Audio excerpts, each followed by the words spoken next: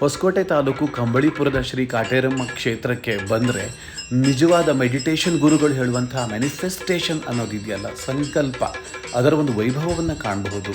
ಭಕ್ತರು ಹರಕೆ ಅಥವಾ ಸಂಕಲ್ಪ ಮಾಡಿಕೊಂಡು 1000 ಅಲ್ಲ, 10,000 ಅಲ್ಲ, ಲಕ್ಷಾಂತರ ಎಣಿಸಲಾಗದಷ್ಟು ತೆಂಗಿನಕಾಯಿಯನ್ನು ಕೆಂಪು ಬಟ್ಟೆಯಲ್ಲಿ ಕಟ್ಟಿ ಹರಕೆಯನ್ನು ಹೊತ್ತು ಅಲ್ಲಿ ಆಲದ ಮರದ ಸುತ್ತ ಕಟ್ಟಿದ್ದಾರೆ. ಅದೊಂದು ದೊಡ್ಡ ಆಲದ ಮರವೇ ಕಾಣೋದಿಲ್ಲ, ಅಷ್ಟು ಕಾಯಿಯನ್ನು ಕಟ್ಟಿ ನಿರ್ದಿಷ್ಟ ಪ್ರಮಾಣದ ಸುತ್ತುಗಳನ್ನು ಕೂಡ ಸುತ್ತುತ್ತಾ ಇದ್ದಾರೆ. ಇದು ಒಂದು ವಿಶಿಷ್ಟವಾದ ಕ್ಷೇತ್ರ. ತುಂಬ ಜನ ಭಕ್ತಾದಿಗಳು ನಂಬಿದ್ದಾರೆ, ನಡ್ಕೋತಾರೆ. ಇಂಥ ಒಂದು ಕ್ಷೇತ್ರ ತುಂಬ ದೊಡ್ಡ ಕ್ಷೇತ್ರವಾಗಿ ಬೆಳೀತಾ ಇದೆ. ಈಗ ಸದ್ಯಕ್ಕೆ ಇಲ್ಲಿ ನಿರ್ಮಾಣ ಕಾರ್ಯ ನಡೀತಾ ಇದೆ.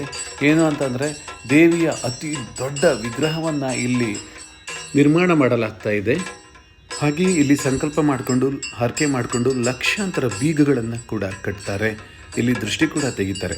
ಈ ಕಾಣ್ತಾ ಇರೋ ವಿಗ್ರಹ ಈಗ ಸದ್ಯಕ್ಕೆ ದೇವಸ್ಥಾನದ ಹೊರಗಡೆ ಇಟ್ಟಿರುವಂಥ ಒಂದು ಆಕರ್ಷಣೀಯ ದೇವಿಯ ವಿಗ್ರಹ.